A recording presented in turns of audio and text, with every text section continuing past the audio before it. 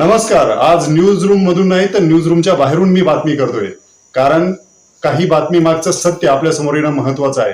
श्रीरामपूरमध्ये एका हिंदू दलित कुटुंबावर दबाव आणि मारहाणीचे आरोप. तक्रार केल्यावर उलट धमक्या दिल्या जातात का?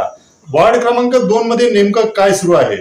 नमस्कार, मी संदीप जगताप आणि आपण पाहत आहात भीमप्रहार न्यूज मराठी.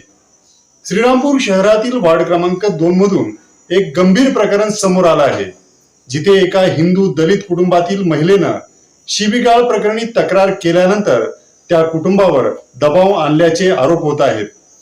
सूत्रांकडून मिळालेल्या माहितीनुसार संबंधित महिलेनं पोलीस ठाण्यात तक्रार दाखल केल्यानंतर काही विशिष्ट समाजाच्या धर्मांध तरुणांनी त्या कुटुंबाला रस्त्यात अडवून तक्रार का केली असा जाब विचारत वाद घातल्याचं सांगितलं जात आहे. या दरम्यान कुटुंबातील मुलाला मारहाण करण्यात आली, तसेच मुलीलाही धक्काबुक्की झाल्याची माहिती समोर येते. यानंतर पुन्हा तक्रार करण्यासाठी गेले असता विशिष्ट समाजाकडून गुन्हेगारी प्रवृत्तीचा बेकायदेशीर जमाव जमवून कुटुंबावर दबाव आणण्याचा प्रयत्न आणि खोटे गुन्हे दाखल करण्याच्या धमक्या दिल्याचाही आरोप आहे. या सर्व प्रकारामुळे संबंधित कुटुंब भयभीत झाल्याचं सांगितलं जात आहे.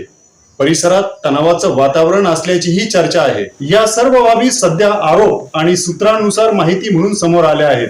याबाबत अधिकृत पुष्टी आणि संपूर्ण सत्य पोलीस तपासानंतरच स्पष्ट होणार आहे. जर हे आरोप खरे असतील तर हा केवळ एका हिंदू दलित कुटुंबाचा प्रश्न नाही, तर दुर्बल घटकांच्या सुरक्षेचा आणि कायदा सुव्यवस्थेचा मोठा मुद्दा आहे. प्रशासन याकडे किती गांभीर्याने पाहणार आणि दोषींवर कडक कारवाई होणार का? महामानव डॉक्टर बाबासाहेब आंबेडकरांनी सांगितलं होतं, अन्याय करणाऱ्यांपेक्षा अन्याय सहन करणारा अधिक दोषी असतो. म्हणूनच अन्यायाविरुद्ध आवाज उठवणं गरजेचं आहे.